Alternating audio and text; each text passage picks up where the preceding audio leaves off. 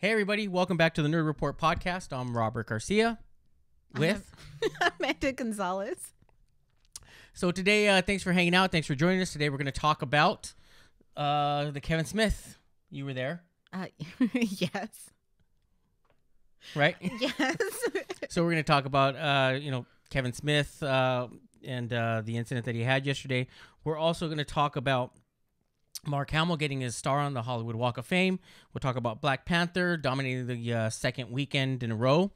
All that and a whole lot more on the Nerd Report podcast. So Stay tuned. Stay tuned. Yeah, here we go. We'll go right now. Totally professional. Here we go.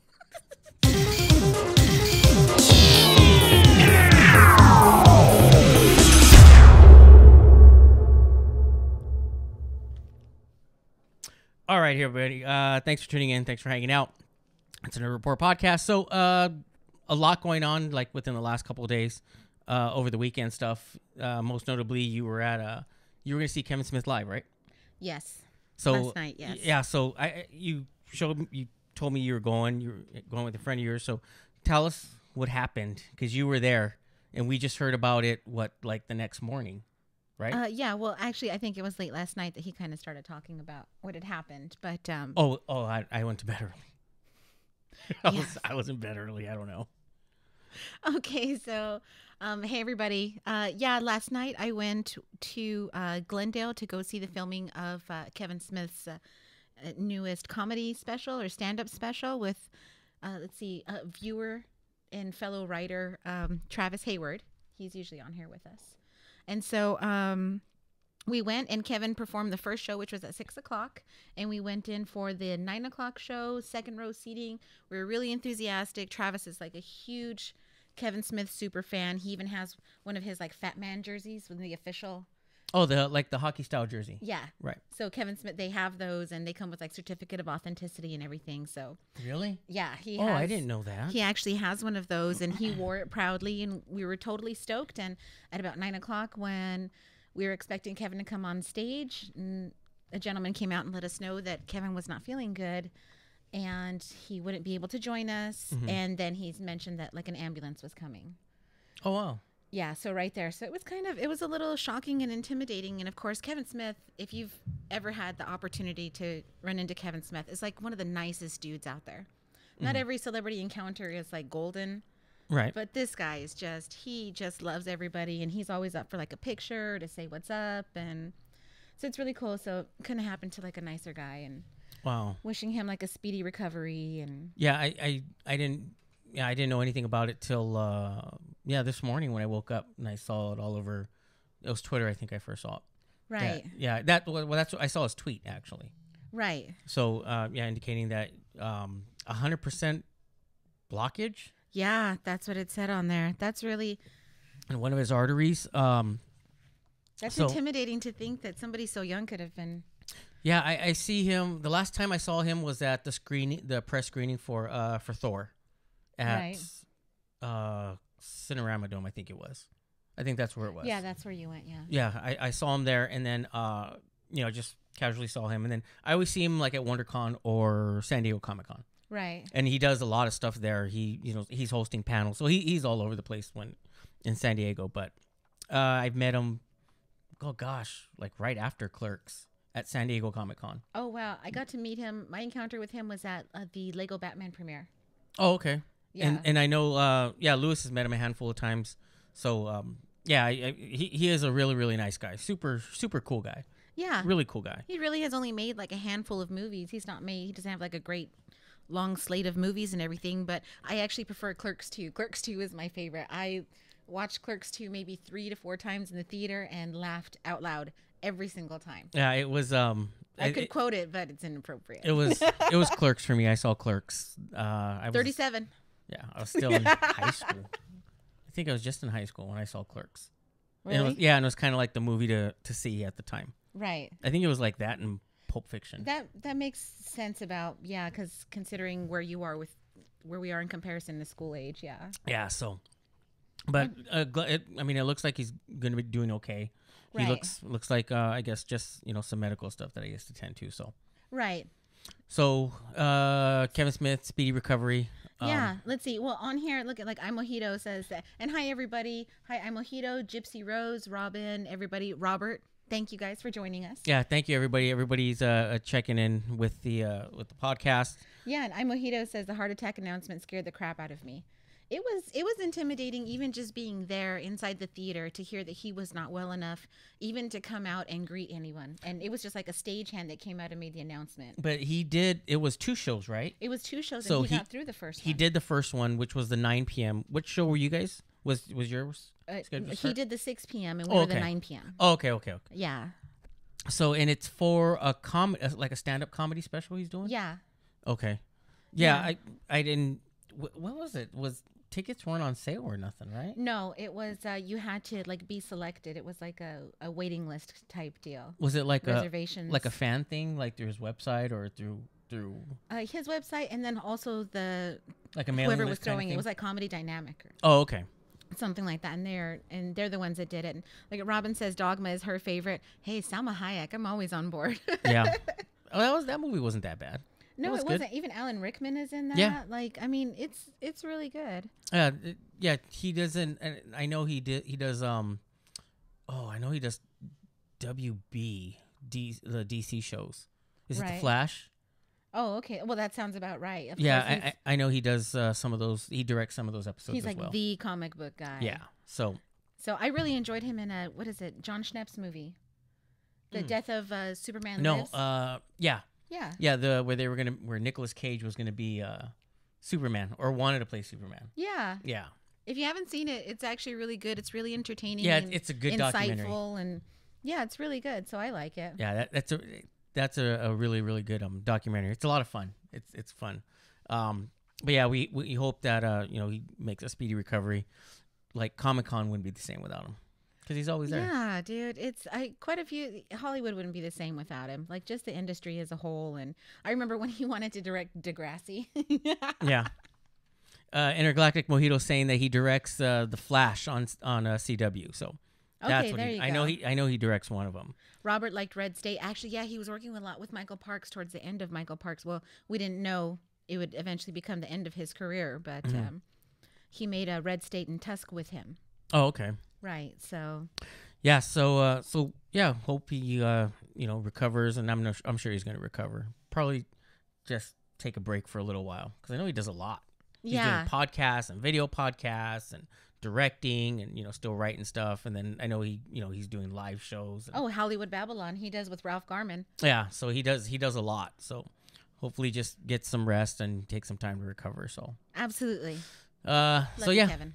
Hope to see him back soon. Yes, absolutely. And then what I did last night was I stood in and I was watching. I was excited for Ash vs. Evil Dead on Stars. So he was very excited. Where is he? Did you put him back? Yeah, he put him back. He's back. But Ashy Slashy's back on the shelf. Ashy was inside. Yeah, he was on the couch. Took him inside on the couch. Nestled. It was very cute. So I basically stood home all day and I watched like the marathon of the first 2 seasons. Oh, nice. So that's all I did was I stood home, saw the first 2 seasons, just to recap. And I didn't realize it's been like almost a year. It's been a while. It has been a while. It's I think it was December of 20 was it 2016? No. Cuz it wasn't just this recent December. I want to say it was like December of 2016 or maybe early 2017. Oh, wow. That season 2 ended. And the big deal was like it's this season was going to we had to wait for such a long time for them to get to the 3rd season, but 3rd season was last night on Stars.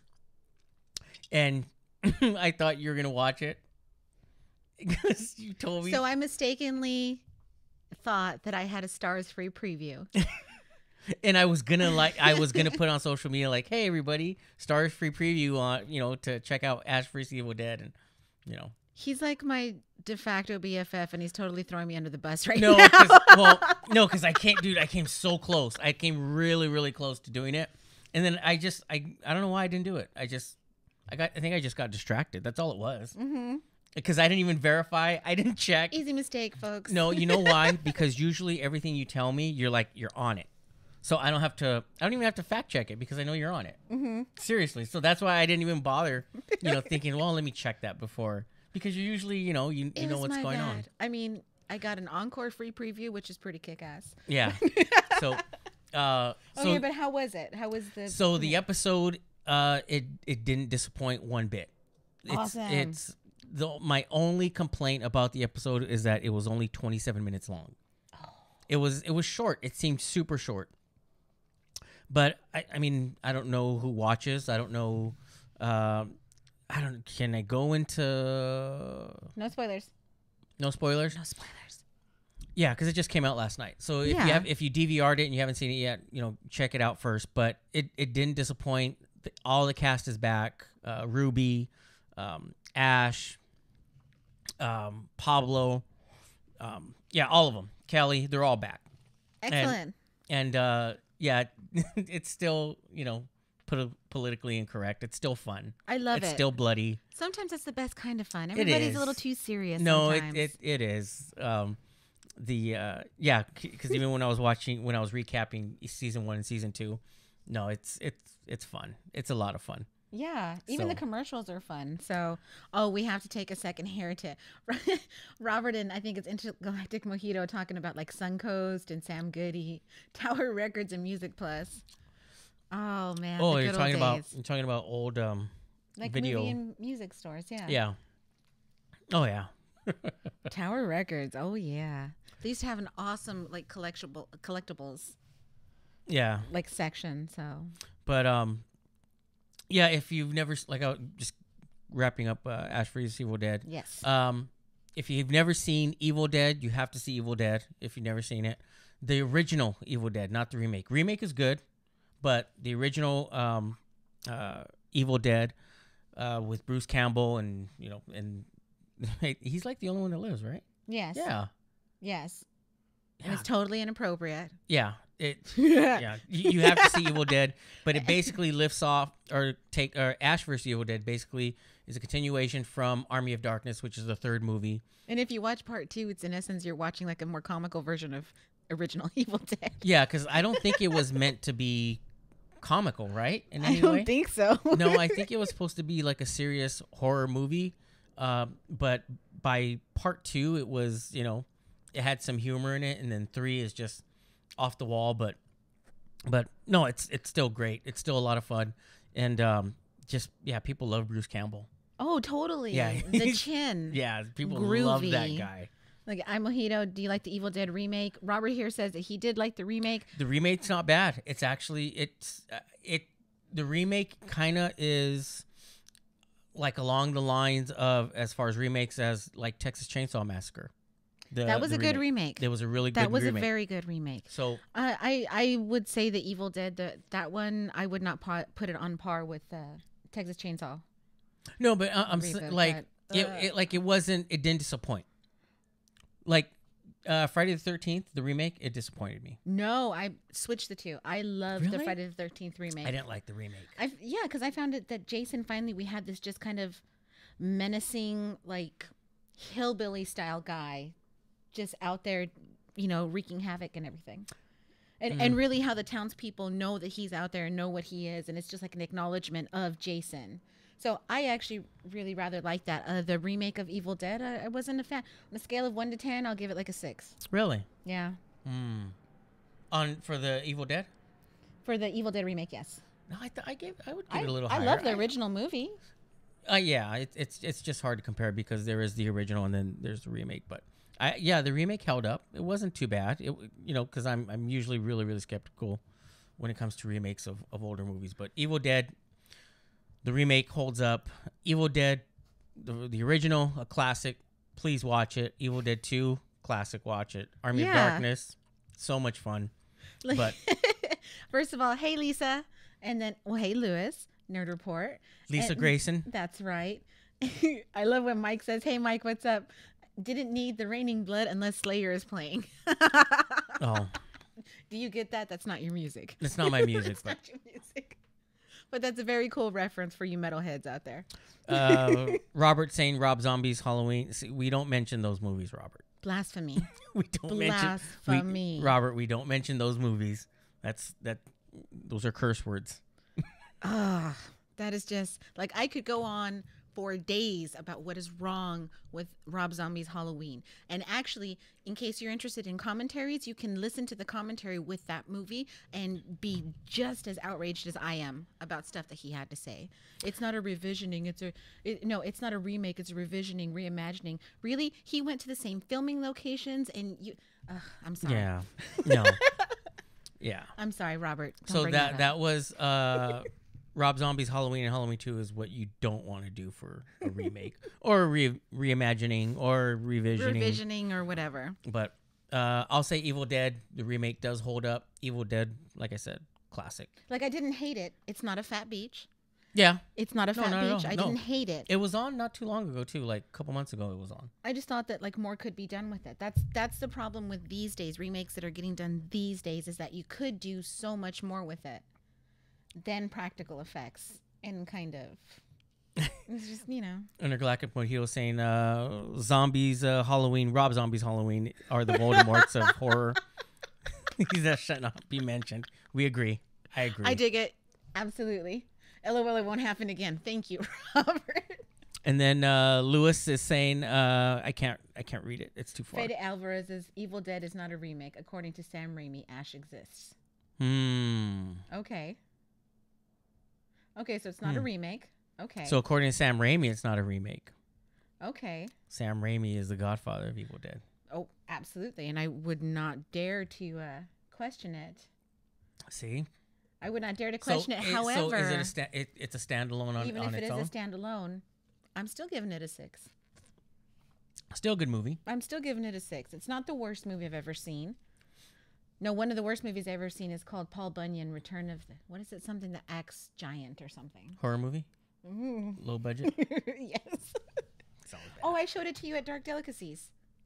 Oh, okay. Yeah, okay. So, anyway, let's see. Like the remake of Nightmare on Elm Street was also crap. That's what Mike says.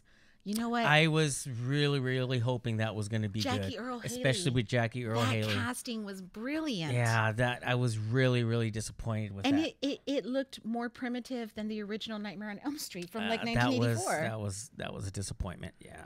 Yes, and it is caca. Right. I didn't just say that. So we'll move on. Next, we're going to talk about Black Panther. Black Panther is for the second week in a row is dominating the theaters. Made just over the weekend $108 million, and you said it's what $400 million domestically, right? Yes. So $400 million in 2 weeks. Jeez. That's ridiculous. That's unheard of numbers. Outstanding. That's like A-Rod's paycheck. Yeah. far exceeded expectations. So yeah, and it hasn't been released in Japan or China yet. Oh. Yeah, so it hasn't been released in Japan or China. So, once it hits those countries, wow. I mean, a whole lot more money. I don't know how much Disney spent on marketing because that takes a big chunk out of the profits, of course. Right.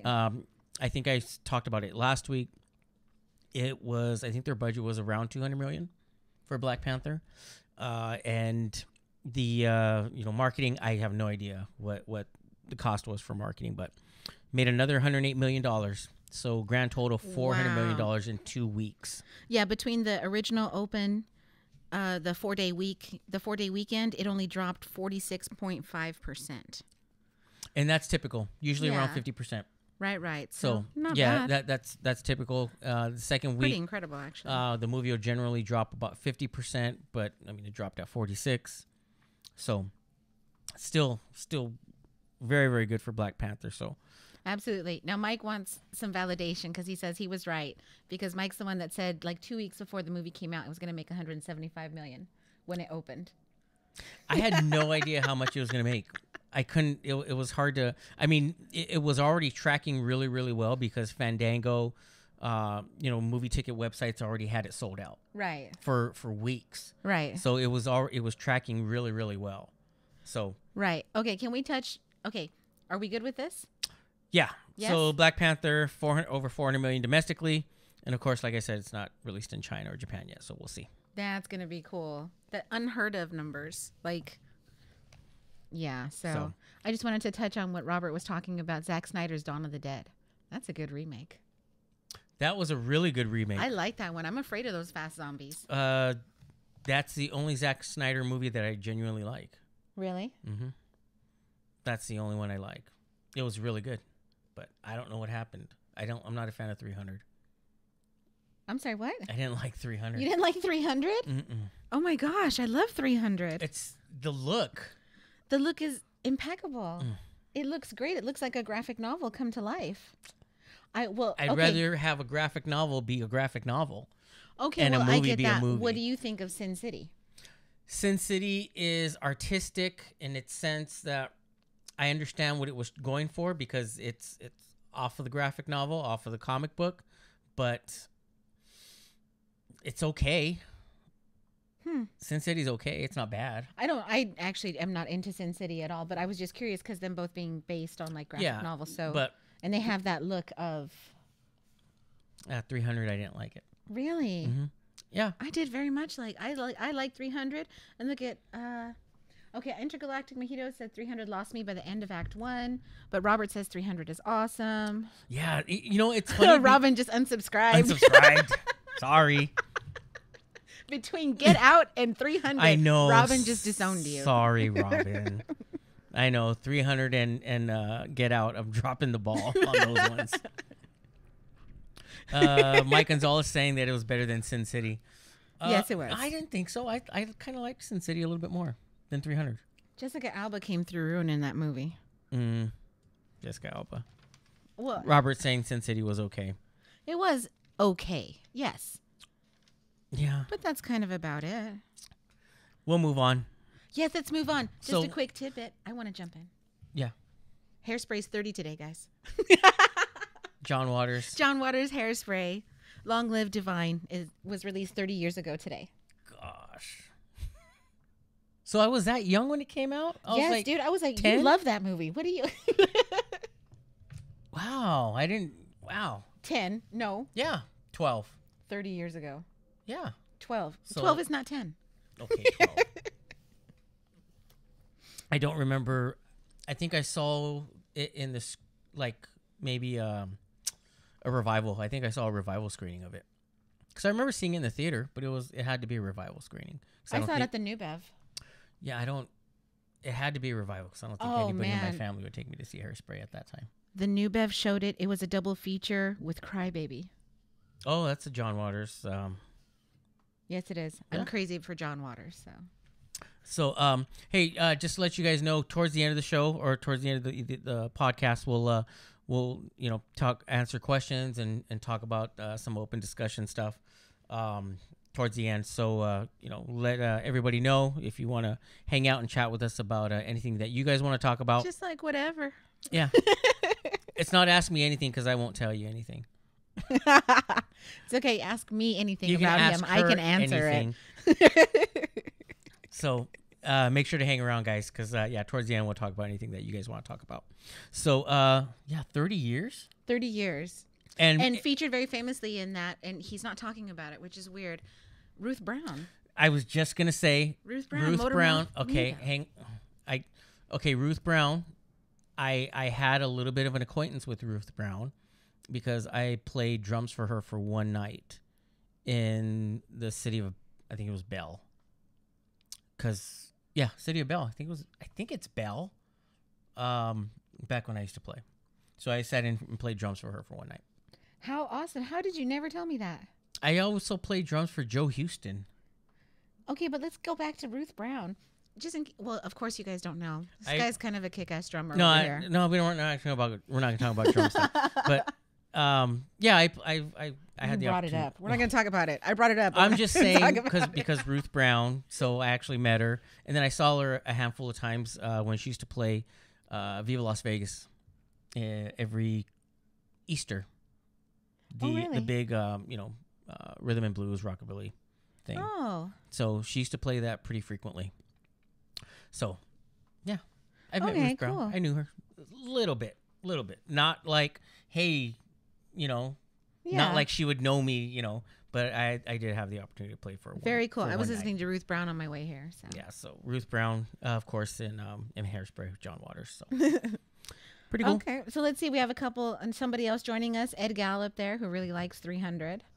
Let's see. Oh, and Robert went to go see Dark Crystal last night. I saw that yeah, Robert checked out the Dark Crystal. I think at Ontario Mills, was it? Was that where they had like the screen? out there. Yeah, somewhere in Well, the that's Inland one Empire. of them. Like when it's a Fathom event, they're all over the place. Oh, okay. Yeah. So, okay. So that was just my quick John Waters shout out. Okay. And then we'll move on. Mark Hamill. Mark Hamill is getting a star on the Walk of Fame. Mark Hamill is getting a star on the Hollywood Walk of Fame. We're at 6834 Hollywood Boulevard in front of the El Capitan. in front of El Cap. So that is going to be March 8th at 11:30 a.m. George Lucas and Harrison Ford are going to co-MC the event. So, it's the 2,630th star on the Walk of Fame. gosh, that's the Star Wars trifecta.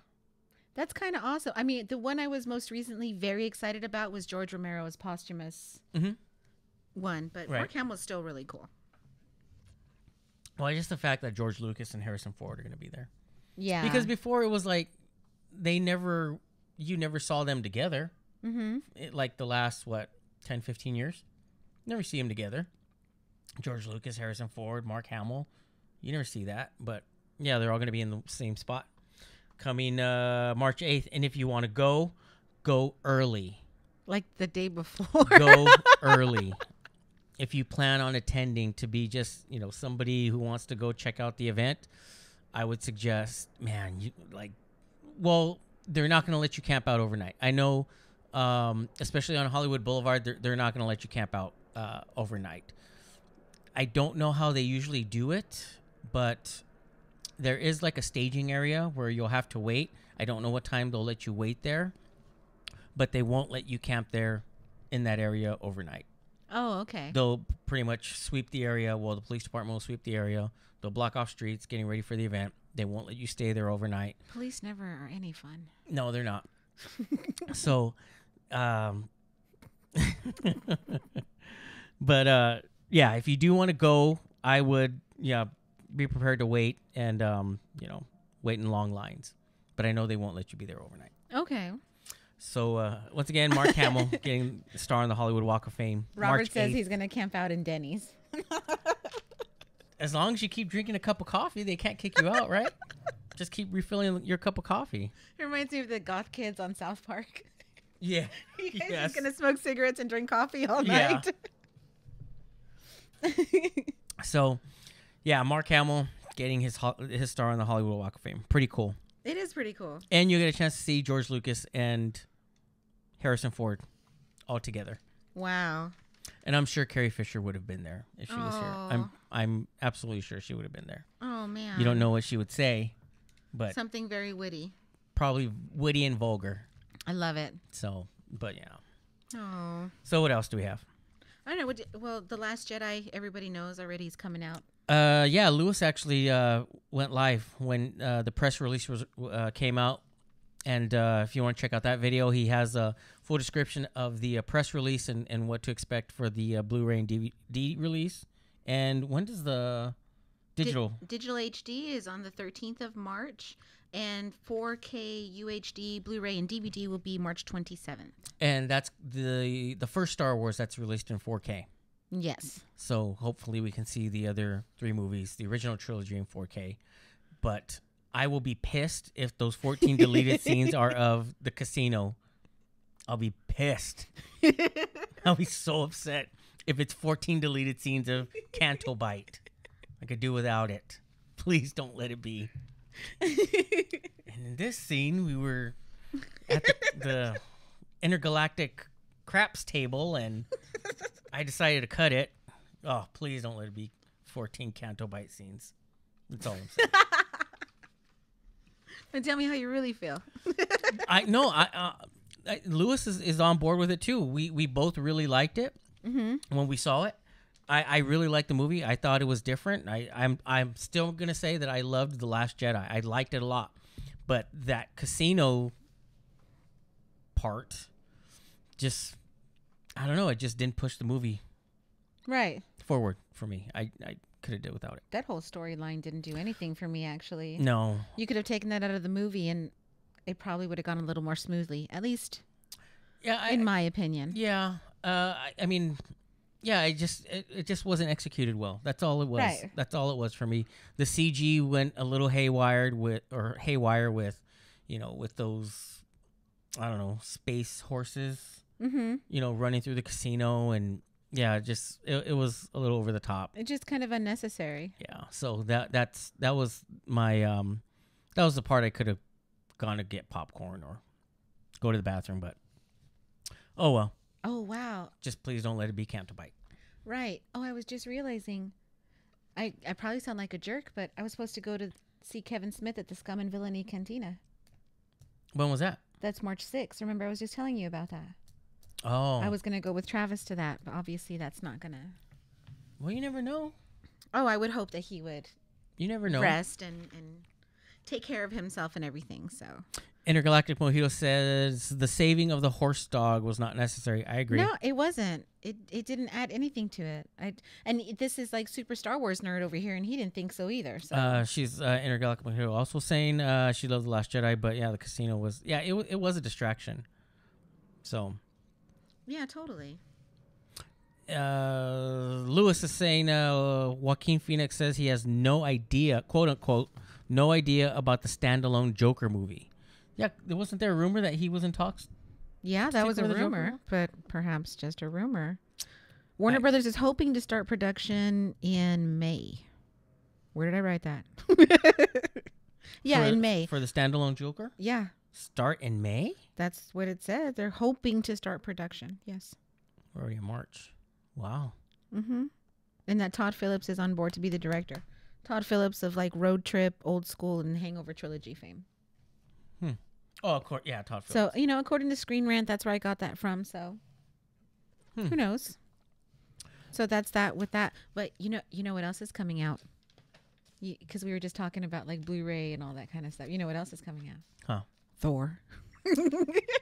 How many times have you seen Thor in the theater? 5. Still it's at 5. Wow. Still it's at 5, but the last time I was not able to stay awake. It was a late night showing. I saw The Force Awakens 5 times. That's how many times I saw The Force Awakens. And that was not as good as Thor Ragnarok. And Thor. Yes. The Force Thor Awakens Ragnarok was not as good as Thor Ragnarok. Is Jeff Goldblum in it? We'll hold that till later. See? We're going to hold that nugget till later. Robin Ibarra saying, yes. oh, where did it go? It just bumped up a little bit. I'm the only one who liked the casino animal liberation scene. Really? You liked it? But Robin is like animal crazy. She's like super crazy for animals. So is that why? Animals. Is that why, baby girl, you were trying to free them? Wow. Intergalactic Mojito saying Ragnarok injured me. Haven't laughed at that. Yeah, it was she's saying that the humor. It's so good. And what's the director's name again? Taika Waititi. Yes. It was fun. It was a fun movie, but I didn't want to see it like numerous times. Well, I felt that way about The Force Awakens. I didn't even want to sit through it one time. I thought it was good. I didn't. I still like The Force Awakens. Anyways, what else do we have? Okay, well, anyway, that's coming out. It's already digital release was on the 20th, but the Ultra HD Blu-ray DVD on demand will be March 6th. And so it's going to have the standards like, behind the scenes featurettes, a commentary. So if Taika Waititi does a commentary, That'll be funny. That should be very good. And also, if you haven't seen a tidbit of it yet, you got to check out Team Daryl. Yeah. I saw it today. Yeah, Daryl was, the what was it? Thor's roommate in the first 2 movies. Yeah, and so now he has a new roommate. Right. And it's the Grand Master. It is actually it is pretty funny. It's not kind of funny. It totally is. It is pretty funny. And then, okay, so from Guardians of the Galaxy, Michael Rooker, Yondu. Yondu, it's not in fact a deleted scene. He kind of just had been around filming for something else, and so they were just kind of goofing around. So it's not an actual deleted scene. But other than that, Thor Ragnarok, anybody wants to come over and watch it on the projector with me in my front room? Let's do that. Anything else? Not about that. So the most I now again, this is a rumor. We don't know if it's true. This is not set in stone. It's not concrete, but I read that the Walt Disney World, or I'm sorry, that Disneyland may be making changes for annual pass holders when Galaxy's Edge premieres in, was that June 2019? Okay. So it comes out, so that's when the new land, Star Wars land, is supposed to open June 19th, and that they may be making some adjustments for their annual pass holders, such as their blackout dates may increase for certain levels of pass holders, and also that the I guess the higher level pass holder you are, you'll have access to the Star Wars land kind of thing. Mm-hmm. So that could possibly be happening in 2019. I don't know much about it, but I'm trying to find out more because I'm an annual pass holder, but I'm not like the top level or top tier pass holder. So we'll see. Money bags over here. Yeah, I wish. But one cool thing is that I have read is that Rex, who was the former pilot of the Starspeeder, is going to be the DJ inside Galaxy's Edge. And Rex was formerly voiced by. And Rex is will be voiced. Hopefully, we don't know. Hopefully, will return to do the voice. Will be Paul Rubens, who did the voice of Rex for Star Tours, the original Star Tours. So hopefully he does the voice again for Rex when he's the DJ inside the cantina in Galaxy's Edge. Ooh. So hopefully, fingers crossed. Yes. So what else do we got? Okay, well, speaking of Disneyland, let's see. I guess apparently, and you've been there more recently than I have, Aladdin's Oasis is no longer? Oasis? Saw it, you know what? They've been making huge changes recently. Like, I haven't been to downtown Disney in maybe a few weeks, maybe about a month, because I generally will just go into Disneyland and then, with my kids and then, spend time and then we leave. Mm-hmm. But I actually went through the downtown Disney park, when was it? Last week, I think it was. Maybe about a week ago. And a lot of the stores are changing. A lot of the stores are closed. Yes. I had no idea that all this change was going on. Formerly House of Blues is now Splitsville. It's like a bowling alley. It's a bowling, like a bowling alley, restaurant, bar. Kind of looks like a sports bar on the second level. Because when I was there, they actually had like boxing and other sporting events on the screen. Yeah, and even the big Disney store, the World of Disney store, is under refurbishment. Yeah, they only have a small section open closest to the theme park. The rest of it, like when you first walk up, it's all closed off. Right. So, hey, Travis. Travis is here. That was my partner in crime last night, my Kevin Smith super fan right there. So, well, I was asking about Aladdin's Oasis because apparently at Disneyland, they're adding a Tiki Room Jungle Cruise themed restaurant there in Adventureland called the Tropical Hideaway. There's no additional info at this point, but seems pretty cool. There's been so many changes, like even on Main Street, everything's all boarded up. Really? Yeah, if you walk straight down Main Street, it's boarded up on either side. I think a lot of it has been lifted now. They're installing new tracks, other new things in there. But yeah, it's a lot of changes going on right now. So yeah, so now I'm glad to know that though. Before I go and spend money, I don't have an annual pass. So, but I mean, that could be cool. Who doesn't like the Tiki Room? I love to go in the Tiki Room, get like a pineapple spear. No, I don't know. It's so much change going on. Yeah. So but all I did read was, the Intergalactic Mojito was saying that she was at Disneyland and California Adventure last week. A lot of stuff was closed. Main Street was blocked off. Yeah, they have the boards up. I think they lifted some of them though, not all of them. A lot of change. Okay. A lot of cool stuff. A lot of good stuff to benefit, guests and fans. So it's kind of during the off season right now. Anyway, it's off peak season. So okay. Well, my preference is California Adventure. I love Disneyland. Don't get me wrong, but Cars Land at California Adventure is the most incredible place I've ever been to. Oh, one thing I didn't know about California Adventure, Oswald the Lucky Rabbit? Yes, I do. Okay, when you first walk in, yes, they said, well, what the cast members told me was that Oswald, like that character and merchandise or whatever little store that they have right there, will never go beyond that because it's a timeline from Walt Disney when Walt Disney arrived at California. Oh, I love it. Oswald will always stay in that area. Will never go beyond, anywhere else in the park because it's a timeline from when Walt arrived in California to, that's why you have Carthay Circle.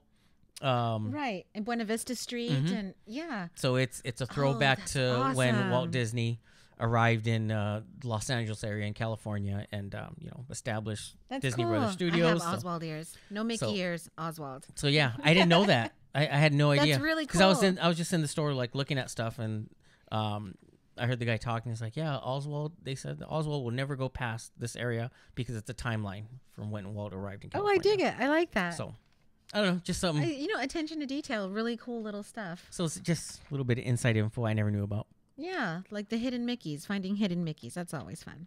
Yeah. So, what else do we have? Okay, let's see. What else do we have? We talked about that. Jessica Chastain. Jessica Chastain is in talks to play. Oh my gosh, drawing a blank. Beverly Marsh.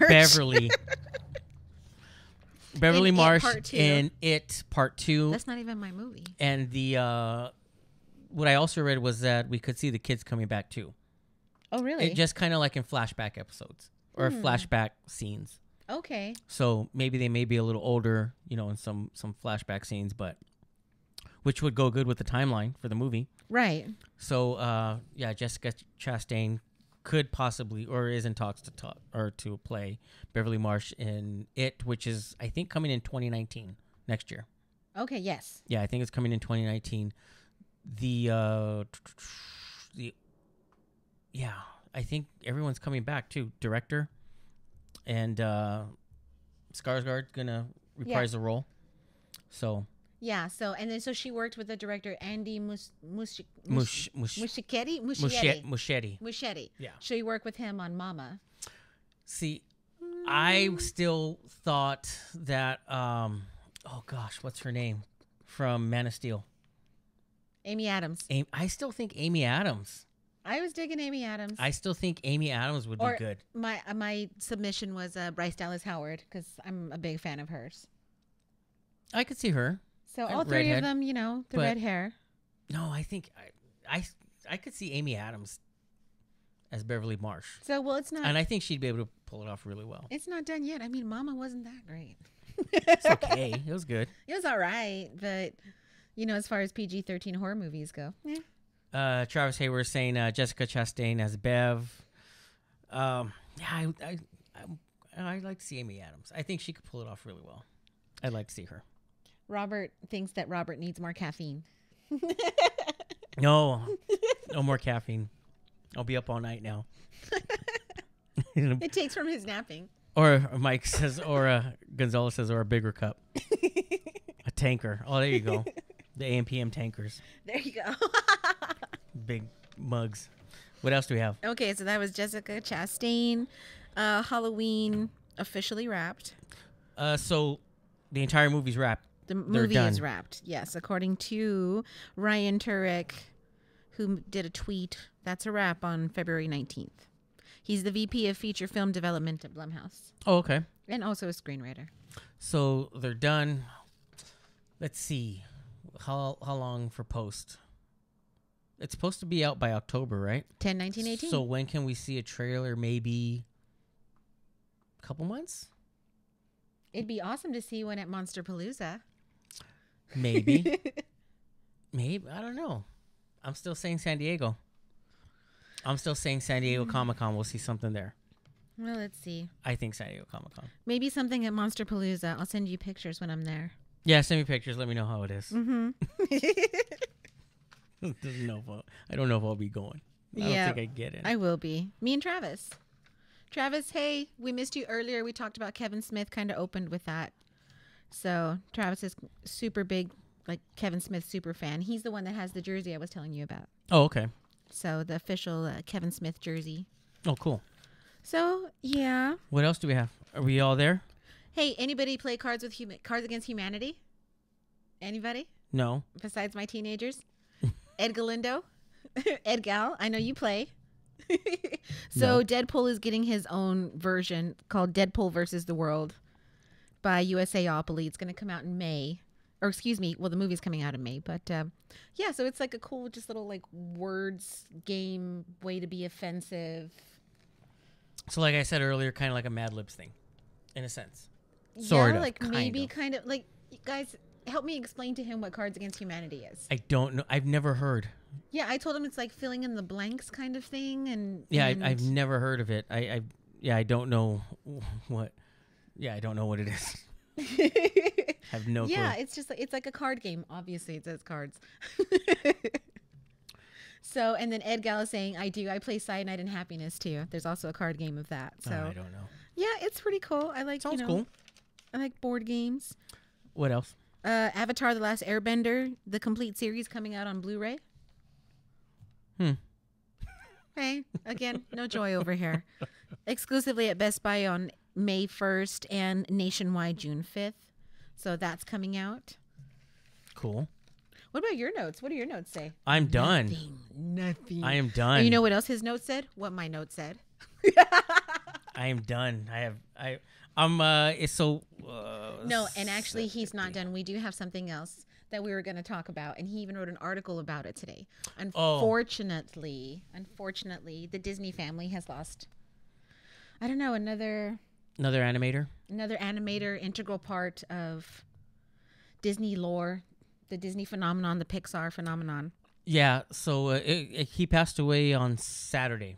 It was over the weekend, and his son, that's Bud Lucky, Andy Lucky, had tweeted it out. But it's William Everett, Bud Lucky, who was an animator back in the 70s, worked on Sesame Street, and worked on a bunch of movies, Secret of Nim, commercials, television, was constantly working. But he went to work for Pixar in 1992, but he passed away over the weekend. And we talked about it a couple weeks ago. Incredibles, remember? Yeah. When they had released everybody who was going to be in the cast, and I said, well, why isn't Bud Lucky reprising his role as it's Rick Dicker, right? Mm-hmm. Yeah, Rick Dicker, who's the NSA agent who works with the Incredibles. So yeah, that's what our question was. Well, we thought, well, maybe he's ill, maybe just wasn't able to do it. But yeah, I guess that's why he's been ill for some time. So he passed away over the weekend. He was responsible for the concept design for Woody of Toy Story, because initially Woody was going to be a ventriloquist dummy, and then Bud Lucky thought, well, a cowboy would be more appealing, and so he did the concept design for Woody. He also worked on, A Bug's Life, like everything that came from those early days of Pixar animation. Finding Nemo. You can find him amongst that. Well, they actually all, it's like this big group of animators and filmmakers that work together and have worked together for a while. So, one of the quotes he said was, I wish I had it, was... Do you want to look it up real quick? Yeah, let me look it up. Okay, because here, Mojito is asking, was Bud Lucky from the Don Bluth era? Since it was Secret of Nim, I'm probably going to say that he was. So Secret of Nim, what a crazy movie. Yeah, he did a lot of work. I mean, it wasn't all just feature films. Yes, and notoriously kind of a private guy. He was also referred to as Bud Low Key, because he just really didn't want to, I don't know, I guess he just didn't want the notoriety. Some people are into it, and he just wasn't. So, Oliver and Company, All Dogs Go to Heaven. Oh, yeah. Hey, Mike, we're eating some of the member berries again. Also, Tim Curry, guys. Oh, speaking of Tim Curry, man. Okay, well, no, we're talking about Bud Lucky right now. I'll talk about Tim Curry in a minute. Yeah. I can't find the quote. I wish I had it ready, because my tablet is not cooperating. Secret of Nim scarred you for life? Cried buckets when I was a kid. Absolutely. The name Nicodemus has stayed with me my entire life because of that movie. I remember having a book when I was a kid of The Secret of Nim, and it had it was like a scented book. Do they still make those scented books? I don't know. I should ask my kids. They just come home with the book form, and I just give them a check whenever they want to buy. Dude, one of the best things about being a parent is Scholastic book forms. Well, remember how cool it book was? fair. You remember how cool it was when you were in school and they would bring you your stack of books? Yes, from the little dude. paper order form. Heck yeah, man. You were all excited because you had that, your My kiddos were always baller status. yeah, you always had the cool books. I can't find it. I wish I could find it, but it had to do with numbers where it's basically a quote saying, I was lucky enough to teach kids numbers, in the 70s with Sesame Street, and now they're teaching me how to animate with numbers. Oh. That was pretty much the gist of the quote. Is that, I taught kids numbers when they were little, and now they're grown up and teaching me how to animate with numbers. Oh, wow. So, and he was nominated for an Academy Award for his own short. For Boundin'. For Boundin'. He was a jackalope. He was the jackalope. No, he also did the voice of the sheep, too. Oh, did he really? He did the voice of the jackalope and the sheep, and he played banjo on it. And he's got if you've seen Toy Story 3, right? Where he was the little clown? He's Chuckles. He's Chuckles, and that voice, unmistakable voice, as well as, what he brought. Well, to everybody. So. Yeah, so if you want to check out the article, and I even posted the, some of his stuff from, or one of his segments from Sesame Street, one of his early segments from, I don't know what 70s era, or what year from the 70s, but I posted that as well on the sister website, Nuke the Fridge. It's up there. Bud Lucky passed away over the weekend, so. Right, so we thank him for his contributions to our lives, and Woody. I was at a McDonald's once over by my house, and I heard the most awesome thing. Two young guys were in the back of the store, or the restaurant, whatever it is, and I hear one of them ask, "You don't like Tom Hanks? But he's Woody." And I thought that was the coolest thing, because he was just like all up in arms that somebody doesn't like Tom Hanks. Like, how could you not like Woody? So I have the Woody doll back there. Oh, yeah. He's in the corner. Jesse's uncomfortably.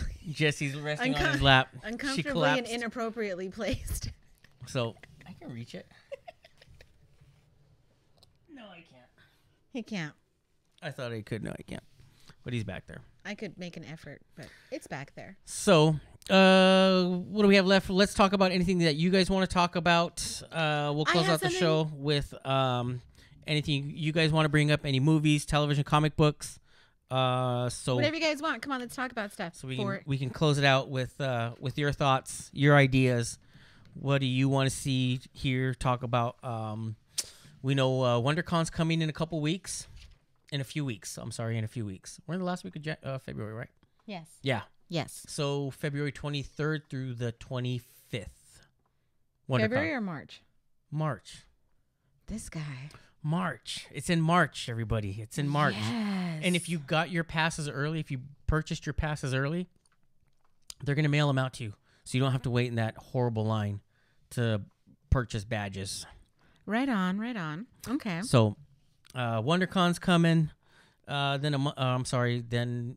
the next month is Monsterpalooza. Yes. Monsterpalooza's coming. I don't have any tickets or badges or passes for that. I do. Ding. This guy right here. So I want to talk about what I'm doing. I'm going to a Cinematic Void event, which is at the Egyptian Theater. And on March 11th, I get to watch one of my all-time favorite cult classic horror movie, suspense thriller, Alice, Sweet Alice. Okay. So it's in a double feature with Don't Torture the Duckling. So starring Brooke Shields, a very young Brooke Shields. It's starring. It's the notable name in it, not necessarily starring. Oh yeah.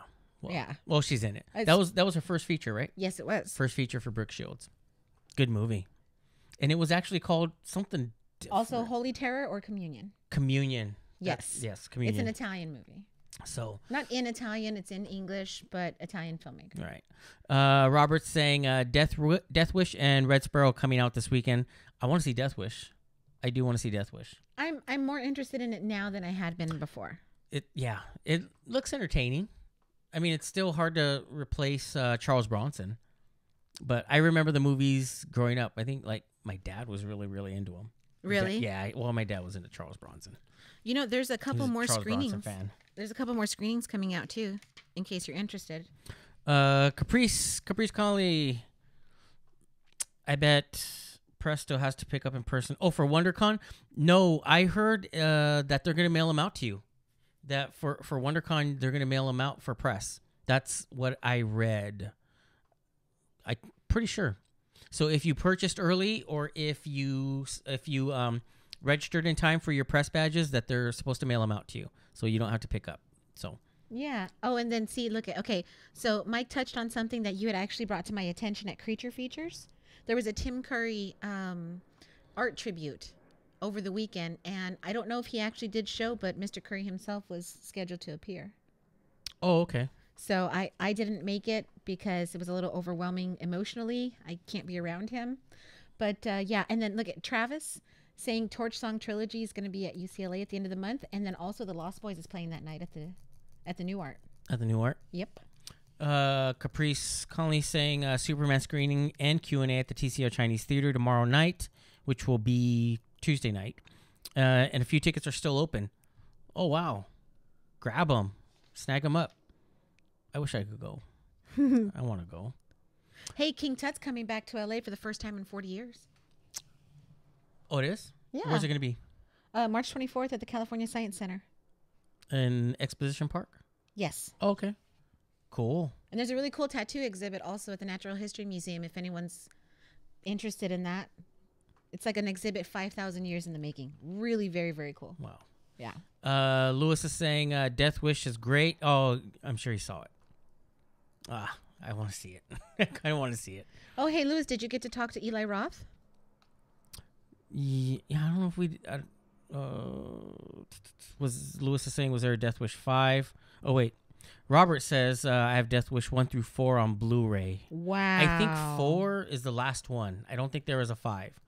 I do remember seeing 1, 2, and I don't think I saw 3 or 4. I'm curious about on Blu-ray. There are certain movies that I won't buy on Blu-ray. For example, like comedies. I feel like it's a waste to get them on Blu-ray. No. Still the video quality. The image quality. I mean, yeah, it's cool. It's cool.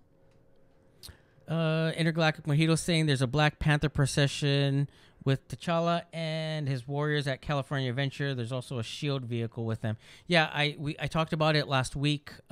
Disney is, I think it's temporary. I don't know how long they're going to keep it, but they do have procession at Disney California Adventure, and it's over in the Hollywood Studios area. So when you walk into California Adventure, go all the way down, make that left towards the Hollywood area, and where Guardians of the Galaxy ride is. Oh, right on. Yeah, Mission Breakout. That's where the Black Panther procession is. So it's all the way down there. Oh, hey, and you touched on some convention stuff a little bit earlier. Doesn't something go on sale tomorrow? Tomorrow, if anyone is interested, Midsummer Scream tickets go on sale, and that's one of the premier Halloween. I'll say Halloween. I'll say Hollywood and Halloween at the same time. Start over. Redo. Did you put caffeine in this? It doesn't feel like there's caffeine in it. So as I rub my hands. Yeah. Midsummer Scream tickets go on sale tomorrow, and if my tablet was working, which it's not. Technology, you know what works? My notebook. See no internet, nothing. Hey, thanks. Oh, look, and Travis talked about Steve Martin as King Tut. We were just talking about that last night. King Tut. Oh yeah. But yeah, tickets are going to go on sale. I can pull it up right now because I have it right here. Tickets are on sale tomorrow for Midsummer Scream. Pre-sale starts for 2018. And tickets aren't bad. For general admission, $34 Saturday, $30 on Sunday. And if you want a weekend pass, it's $50. The dates will be July 29th and July 30th. They do have something. It used to be called the front of the line pass, but now it's called the Gold Bat Pass, and basically that allows you early access into the show floor, priority access to panels and presentations, front of the line privileges to select attractions in the Hall of Shadows, which is basically like a mini haunt area for haunted houses. An exclusive Gold Bat enamel pin available to Gold Bat pass holders only, and it's only $85, which I know. So almost $100, but $85 gets you into the convention all weekend, and front of the line access for everything that goes on. It's not bad. No, I think it's pretty good. especially like for the panels for Universal and Knott's. They're usually packed, and people are waiting in huge lines for them. So, Okay. it's a good Boy, deal. that's cool. It's this guy's like favoriteest place to go. He's very excited about it. That's probably one of my favorite conventions. Yes. Is Midsummer Screen, because I think this is going to be the third year. I think this is its third year. Right. And it's done so well. It's done really, really well. It's very well put together. Cool. So I enjoy it. I actually like enjoy that one. Good. So I know you're excited about this next one. That's why I reminded you about it. Hey, some screenings that are coming up at the Vista this next month in March include, but are not limited to, The Wizard of Oz, Singing in the Rain, Willy Wonka and the Chocolate Factory, The Blues Brothers, and Purple Rain. Oh, Blues Brothers. Yep. And then guess what's going to be at the Arrow? A double feature of The Faculty and Urban Legend. Faculty's okay. What? Robert Rodriguez. Faculty's okay. But they're also going to be showing like Fantastic Mr. Fox and then a bunch of Wes Anderson's other movies too, like The Life Aquatic. Life Aquatic is playing in a double feature with Buckaroo Banzai. Oh, that's pretty cool. Right? Lewis, talk about the new Vero app. Yes. I don't know how to. Well, here's the thing. A new Vero app. Have you seen it yet? No, I have enough. Vero app. It's a social network, social media, kind of like Facebook. Along those lines. I have it, and we're all starting to. Lisa's on it. Lewis, I've seen Caprice on it. We're all starting to connect. But the thing is that I don't know if the servers are up to it because they're kind of crashing. Oh. So yeah, I don't know if they expected the amount of people signing up for the app or for the network, because I have like some requests and stuff, and every time I click on it, it's not doing anything. Yeah. And then I had a friend of mine also saying, hey, how does this thing work? I'm like, I don't know. I just barely got Instagram a couple months ago, so I'm probably not going to get another one. Lewis is on there. I'm on there. Caprice, Lisa, all of us who hang out here on Nerd Report. So again, except me. Except her. But we're all on there. I know Veronica, right? I know that homegirl too. Veronica, yeah. Yeah, well, Lewis is saying a lot of people are leaving Facebook. Really? I've heard that, yeah, Facebook is kind of on the downswing. Oh, okay. So maybe there's a new social media that'll take its place. Okay. But the thing with Facebook is it has algorithms, and it's kind of controlling what you can see and can't see. People will post things and you won't always see it because of the algorithms and the certain things that you'll generally click on or want or would like to see, and people will post stuff and it doesn't always pop up on your timeline. Oh. So yeah, a lot of people are dissatisfied with how Facebook is progressing. Or I don't think I pay that much attention to it. So yeah, there's stuff that people could post and you may not be seeing it. Oh wow. So Robert's talking about Vero from Islos. Just throw this in there also, guys. Playing at the Egyptian on March 21st is his day without a Mexican. I saw that movie. It's an awesome movie. How long ago was that? 10 years ago? Longer than that. More than 10. Yeah, I saw the movie. I saw it in Santa Monica. So, okay. Jaws and A New Hope, both at the Hollywood Bowl with orchestral accompaniment. Ooh, that's good. Oh, thank you for fixing that spelling. That was going to make me crazy. Intergalactic Mojito saying, yes, Star Wars A New Hope at the Hollywood Bowl with orchestra or with, I can't read it. My eyes. Yeah, with the orchestra. And he wears glasses. Apparently, there's some right inside here. I don't want to wear them. I can make it bigger. So. Then why don't you make it bigger? Why are we always squinting? Because I don't want to. Because I got so much stuff to do to get this thing off the ground. I was here an hour early. So she also says Jaws at the Hollywood Bowl. They just recently announced the summer schedule for the Hollywood Bowl. So there's a lot of cool stuff. I know it's Star Wars. I think they're doing an Empire Strikes Back also. Ooh. I think there's an Empire Strikes Back night that they're doing. And if you're a season pass holder for the Hollywood Bowl, you can get tickets now. If you're not, like me, then you gotta wait till they go on sale to the general public. So, but yeah, it is. It does look like an awesome lineup for the summer. Nice summer Looks season. really, really good. So let's see. Star Wars show at the Bowl is. Oh, is it during Comic-Con? Intergalactic Mojito saying, I think Star Wars show at the Bowl is during Comic-Con. Oh. Cool. So I'll be able to get tickets. Mm.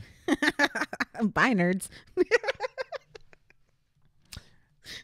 Dang.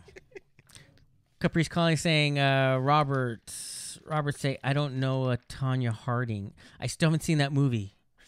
I've heard good things about it, and I still haven't seen it. I'll be, Robert's saying, Robert, I'll be your assistant for... So you guys can just walk around saying Robert. Yeah. Yeah, so we like can just say... spies like us, doctor. Doctor. Tanya Harding. Yeah, I haven't seen the movie, Caprice. I haven't seen it yet. I want to see it, though. But that says Tony. Tanya. That says Tony. Oh. It's implied. Intergalactic Mojito, it's either Jaws or Star Wars. That is mid-July at the Bowl. I'd love to take my daughter to go see Jaws with the orchestra. That would be cool. Because she loves Jaws. I remember you said that. Yeah, my daughter loves the Jaws, the movie. So, I hope it's not during Comic-Con. Oh, I'd really like to see that. Travis Hayward saying Roseanne returns 1 month from tomorrow. I saw the. I think I got a press thing in my email for it. Oh, really? Yeah, for Roseanne. They have all the same.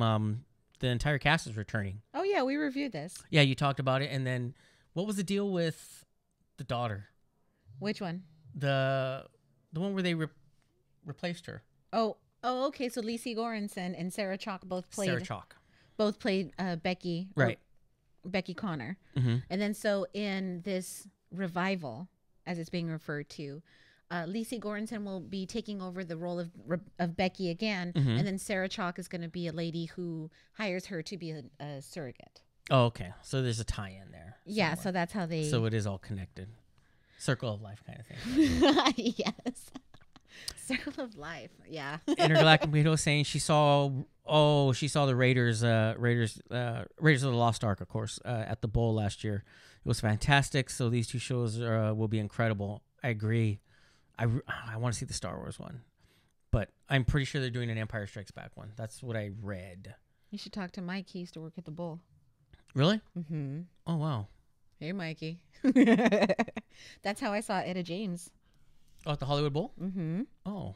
The first time she walked out, and then the second time she came on a little motorized scooter. Mm-hmm. But it didn't matter because both times the voice was just... She was amazing. Oh, man. I saw her 3 times in total. Wow. Let's see. Caprice is saying Becky. Yeah. So anything else do we have? I don't know, guys. I think that may be it. I think we've solidified that Star Wars: The Force Awakens is one of the best pretty darn close to being one of the best Star Wars movies. What? Star Wars: The Force Awakens. Yeah, absolutely. I don't remember that. The Force Awakens was fun. No. Oh my gosh, not. It was a lot of fun. Nope. Hey, there's a Flamin' Hot Cheetos movie. Oh, what were you talking about? Yeah. There's a Flamin' Hot Cheetos movie that's in production. That can't be real. Fox Searchlight. I can't be the only one that read that. Okay, yes, Joss Whedon had been brought on board to... I saw that. Write, direct, and... Is it write, direct, and produce or something? Or write and direct? Write and direct. Batgirl, and he... bowed out. Well, Intergalactic Media was saying, Joss Whedon exiting Batgirl. So I read that. That was like last week, right? Yeah, that he's no longer going to be part of the project. So it's without a director, right? As of now, yes. Yeah, they don't have anybody, not even lined up. So, yeah, no Joss Whedon for Batgirl. That whole Warner Brothers, DC, I don't know what's going on over there. It's a mess. Yes. They I don't know. Who knows? They gotta get it together. It's like, I mean, people are saying that they want the Zack Snyder cut of the movie, which doesn't exist. They're saying, Joss Whedon, ruined the movie. But I also read that we did end up finding out, Zack Snyder was actually fired. Oh. Zack Snyder was fired from Justice League. He didn't quit. And this was like one of the worst kept rumors for a long time. Nobody really said anything because Zack Snyder had said, well, I'm stepping down because, the unfortunate incident with his daughter. Right. Who passed away, and said, well, I need to focus, on my attention on my family, which is fine. But there were rumors saying, no, he was forced out. And then come to find out, Zack Snyder was actually fired from Justice League because he turned in a cut of the movie that was just completely horrible, is what I read. Right. That's what I read, is that the studio was completely dissatisfied with the cut that Zack Snyder brought to the studio. So they, went back and had to, they basically fired him, brought in Joss Whedon. Whedon reshot a number of scenes, which that's why you see what is it? That big the big deal about, what's his name's face? Henry Cavill? Henry Cavill's face, because the thing is that, he was out shooting another movie. I think it was the Mission Impossible movie. He's out shooting another movie. They need him to come back for Justice League to reshoot some scenes. He had, he'd grown a beard or a mustache. They went to CGI, digitally remove the mustache. They removed it, but I don't think they just had time to clean it up the way they would have. Right. So maybe when they removed it digitally, it looked fine. Then when you get it in the hands of a director and an editor who start to, mess with the color palette a little bit for the movie and, do all these specific things as far as tone and color sequence, all that stuff. Maybe it didn't look good or look as good as when the effects guy says, hey, we're done. So. Right. That's all I'm saying. So, who knows? But DC has to get it together. Come on. I'm playing with everybody in the chat. Caprice Conley saying, mustache. Why they fired him. That's horrible. Guy was fired from it. Lewis says he talks to the Warner Bros. People this weekend, and they said that all the Snyder stuff are only rumors. So it's saying it's rumors. Oh, well, kind of like the Transformers reboot. Who knows? Yeah, we don't know. Just a lot of rumors that come out. Yes. A lot of stuff that comes out on the internet. True or not true, we really don't know. I mean, one person can say, I saw it, I was there, and this person was fired, and then the other person says, no, that person left on his own or her own because, visions didn't match up. Who knows? So, all right. Do we have anything else? No, guys, I think we're good. Mike Gonzalez says, long story short, DC, get it together. Yes, I agree. DC, please get it together. Look at all these rumors surrounding me every day. Well played, Crystal. Intergalactic Mojito. That was nice. Look at all these rumors surrounding me every day. I think that's a good. Well played. I like that. All right, guys. I think we're done. We are done for the night. Thanks, everybody, for hanging out. Thank you. Thanks for tuning in. We'll be back next week, 7 p.m. Yes. Same bat time, same bat channel. We'll be back next week, 7 p.m. Once it's posted, let us know if you have any questions, anything you want us to cover. Send us a message, comment, anything you think you want us to talk about in the future, because I want to do little things like list of favorites and stuff like that, like maybe favorite soundtracks or villains or guilty pleasure movies, things like that. Yeah. So let us know. Again, thanks for tuning in. Share the podcast. If you know anybody who hasn't subscribed yet, have them subscribe to the Nerd Report. For myself, Robert Garcia. Amanda Gonzalez. Thanks for tuning in, guys. We appreciate it. Bye.